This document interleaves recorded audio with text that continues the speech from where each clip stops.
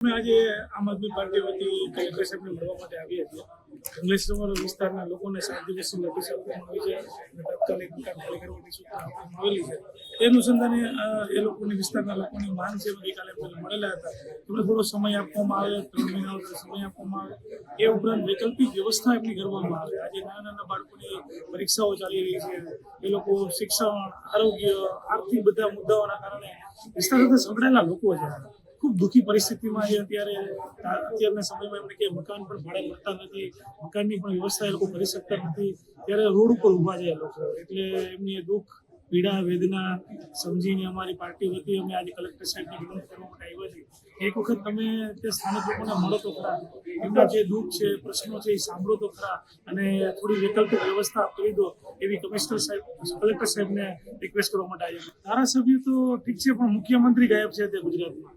કોર્પોરેટરથી માંડી, ધારાસભ્યથી માંડી, કેબિનેટ મિનિસ્ટરથી માંડી, મુખ્યમંત્રીથી માંડી કોઈ જ કંઈ બોલવા માંગતું નથી. જ્યારે પ્રજાને જરૂરિયાત હોય, લોકોને જરૂરિયાત હોય ત્યારે કોઈ એમનો સાથ આપતા નથી. બરોબર, જ્યારે કહી શકાય ને મોટી મોટી વાતો કરી રહી છે સરકાર વિકાસની નામની, પરંતુ જ્યારે સામાન્ય ગરીબોની વાત આવતી હોય, સામાન્ય લોકોની સુખાકારીની વાત આવતી હોય ત્યારે કોઈ લોકોની સાથે રહેતું નથી. એ ખૂબ દુઃખદ વાત કહી શકાય. ખરેખર એમને સાંભળવા જોઈએ, એમને મળવા માટે બરોબર આવવું જોઈએ અને લોકોની વચ્ચે રહેવું જોઈએ.